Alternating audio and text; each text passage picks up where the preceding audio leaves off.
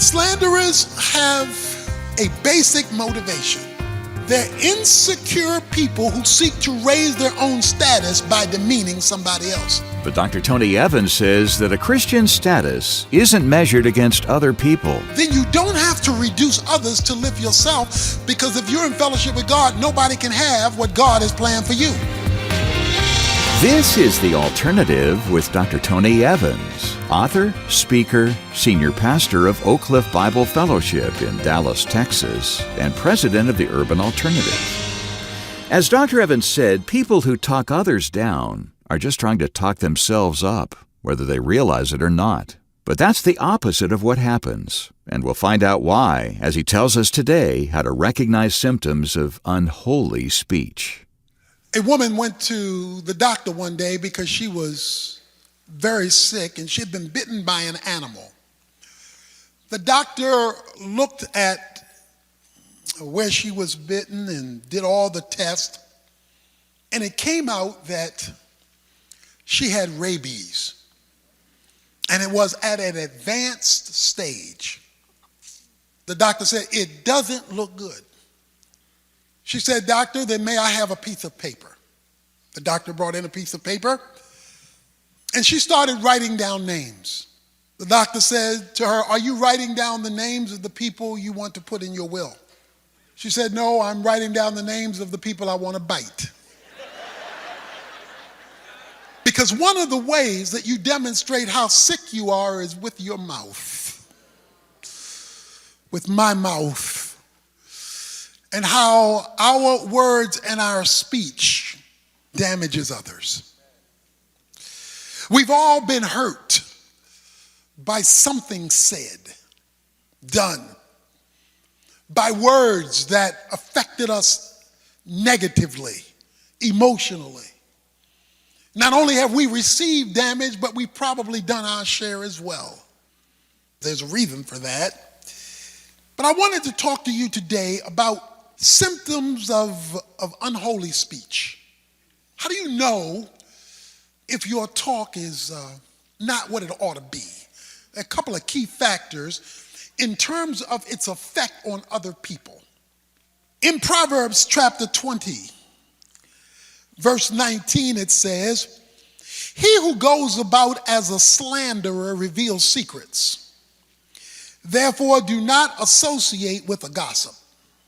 In this one verse, we're introduced to two speech problems that we affect others with and that others affect us with, and that is gossip and slander. A gossip is one who sends secrets, who passes on information, who betrays a confidence, like Proverbs chapter 11, verse 13. It says, "He who goes about as a talebearer reveals secrets," a gossip, "and he who is trustworthy conceals a matter." So picture this now. Somebody comes to you and says, "Now I want to tell you something, but you can't tell anybody else, okay?" And you say, "Okay." Now, they've already let you know this is a secret. But when you hear it, it's so good, so juicy, that you just can't keep it to yourself. You are a gossip if you are a revealer of secrets and not a trustworthy person, because you told that person that you would honor the privacy of this discussion. And your passing it on was done without their approval, which means you could not be trusted because you are a talebearer.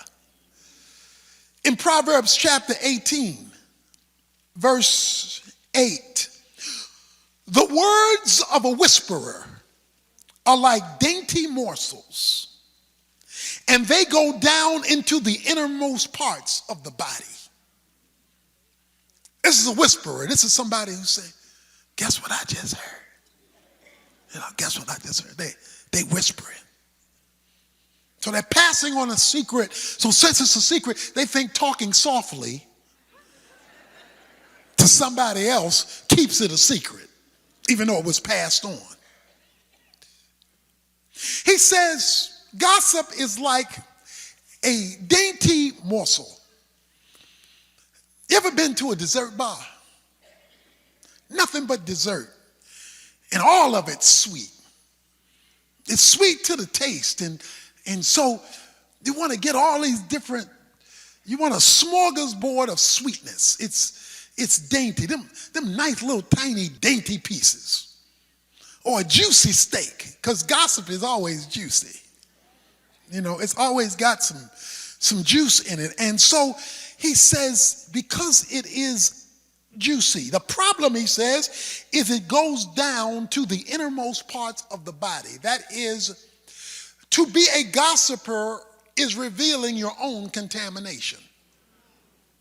Paul ran into a big problem in the church at Corinth. You don't have to turn there, but in 2 Corinthians chapter 12, verse 20, he says, I'm just depressed that when I come there and I come to the church, Corinth Bible Fellowship, that I'm going to hear a whole lot of gossip. He was concerned that this was a gossiping church. And of course, church is where you can find you some gossip now. He says in chapter 16, verse 28, a perverse man spreads strife and a slanderer separates intimate friends. Have you ever seen gossip do that? Separate people, cause you to be mad at somebody because somebody told you something that somebody told them. Somebody said a rumor that goes in one ear comes out of a whole lot of mouths. And then what we do to legitimize gossip is include prayer. I got something I want you to pray about. Now, what's interesting is you're telling somebody to pray about something you have not yet prayed about yourself. Be careful to include God in the sins of your mouth. Because once you bring in prayer, you're including God. And you're passing on information for the joy of sharing it to people who can do nothing about it except pass it on themselves. A gossip does not want to help or heal. They want to enjoy the information. If there is not tied to the dissemination of information, specific designs to help fix a problem, but merely to enjoy the rumor of the issue, then that is a sinful use of the tongue. And that's why he says so much about it. Many say, I promise not to say anything unless it is good. And boy, is this good. It reminds me of the story of the four preachers. The four preachers had gone on a little retreat and they decided to have a confession time. They wanted to just talk about their own struggles, their own sins, and get clean and clear before the Lord. And so the first preacher said, well, I'll start. I've got a struggle with gambling. I gamble online, and I need you guys to pray for me. It's okay. We're going to pray for you. Second guy says, I got trouble with anger. I can't control my temper. I'm hollering at my wife. I'm hollering at my kids. I'm mad all the time. I need you guys to pray for me. He said, okay, we'll pray for you. The other guy says, I got a female problem. I'm struggle with pornography some, and I need help. Pray for me. He said, we'll pray for you. The fourth guy didn't say anything. He said, well, it's your turn. He says, nah. He said, yeah, it's your turn. No, you don't want me to share. Yeah, we want you to share. You really want me to share? Yes, we all shared. It's your turn. Okay. Well, I got a problem with gossip and I can't wait to get out of here. Because I'm going to tell everything I just heard up in here. So you got to watch who you talk to. Because you want to communicate to trustworthy people who are not out to hurt, but to help. And that's why passing on information to people about people who you yourself are unwilling to talk to yourself speaks of a motivation that is wrong. So some of this is motivation because sometimes you're not in a position to help. You're not in a position to fix it.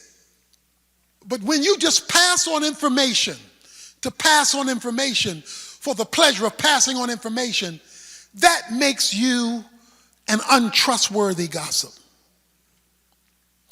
And the problem with gossip is like throwing up feathers. Once the wind catches it, it's hard to pull it back. Judas betrayed Jesus for 30 pieces of silver. He wanted the personal enjoyment of betraying a friend. The Bible says one of the reasons people gossip in 1 Timothy chapter 5, verse 13 is that they are idle. Paul tells Pastor Timothy, watch out for idle people because they don't have nothing to do but talk about everybody else.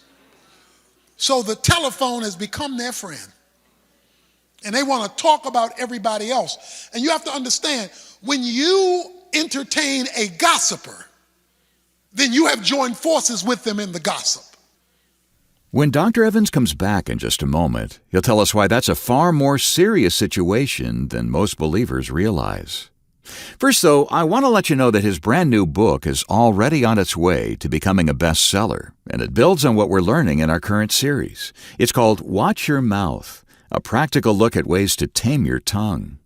As we've been hearing, the things we say can sometimes be as destructive as dynamite. But our words can also bring blessing, encouragement, and healing to the people around us. This book will teach you the lesson that every superhero has to learn, to use your powers for good. This life-changing book has just been released, but you can get it today as our gift to you when you come alongside The Alternative and support Tony's ministry with a contribution of any amount. This offer runs out next Tuesday, so be sure to visit us at tonyevans.org right away and make the arrangements. Or call our 24-hour resource request line at 1-800-800-3222. I'll have that information again for you later on, but right now here's Dr. Evans with more of today's message. In Romans 1, the word gossip is put next to the sin of homosexuality. Now, we would say about the sin of homosexuality, ooh. But being a gossip, well, everybody does that. In other words, God doesn't do it. In fact, let me turn to Romans 1. Because in Romans chapter 1, he talks about the unnatural use of men with men and women with women in verses 26 and 27. Then he says in 28, and just as they did not see fit to acknowledge God any longer, God gave them over to a depraved mind to do those things which are not proper, being filled with all unrighteousness, wickedness, greed, evil, full of envy, murder, strife, deceit, malice. They are gossips. But wait a minute, notice, he didn't just include gossips in the list. He said all these other things are true because they are gossips. So he says, if gossip is how you roll, he says that's because you have a depraved mind, you're full of unrighteousness, you're full of wickedness, you're full of greed, you're full of envy, you're full of murder, you're full of strife, you're full of deceit, because you're a gossip. So gossip have a whole bunch of stuff wrong with them, not just gossiping. And then it comes right to our next one, the next word, slanderers. Slanderer is gossip's twin. That's why they're linked together. To slander is to speak evil of another in order to defame them, to defame their person, to defame their reputation. In other words, it's speaking evil to hurt. Gossip is spreading information that was supposed to be secret. A slanderer doesn't have to whisper because he may or she may not be trying to keep a secret. In fact, she or he may want to tell you how they think and do not care how loud it is. because they want to hurt you. They don't want to help you. They don't want to improve you. They don't want to benefit you. They don't want to correct you. They want to hurt you. To talk about others with the intent of damaging them. Their name, their reputation, their character. Whether or not it is true, here's the deal. Even if it's true, what is my motivation? We're in a political season, and in political season, folk looking for stuff on other folk. Why? So they can put it in the media. Why? So they can damage their reputation. Why? So that that person can lose and I can win. So they're looking to damage. They're studying for the purpose of damaging. How can I hurt you? It may be true. What you are saying may be true, but the question is, are you slandering with the truth? It's not just, is it true? It is, am I hurting you? Now let me tell you why this is serious. Psalm 15. O Lord, who may abide in your tent, fellowship with you, who may dwell on your holy hill? He who walks with integrity and works righteousness and speaks truth in his heart. He does not slander with his tongue, nor does evil to his neighbor, nor takes up a reproach against his friends. God says, you're not qualified to worship me if you're a slanderer. When you show up to worship me, I'm checking out your tongue. That goes back to James. He says, you bless God, but then you curse people made in the image of God. In other words, you're trying to hurt, not to help. And so slandering is a serious thing. How serious? 1 Corinthians 5:11 says, don't associate with slanderers. Proverbs chapter 10, verse 18 says, a slanderer is a fool. Slanderers have a basic motivation. They're insecure people who seek to raise their own status by demeaning somebody else. In other words, if I can push you down, I can lift me up. So in order for me to feel better about me, I have to lower how I think and how others think about you so I can raise me up to feel better and make other people think I am better than the person I'm putting down. The Bible talks about such a person in 3 John. Diotrephes. It says, he loved to have preeminence, top billing, among the brethren, and so he made it hard for everybody else. In other words, to keep himself high, he kept others low. A slanderer. Now, okay, let me clarify something. When he says a slanderer, he's talking about this is how you roll. He's not talking about an occasional slip. He's talking about this is how you can be identified. You are a gossip because that's what you do. You are a slanderer because that's what you do. That's how you roll. That's how you operate.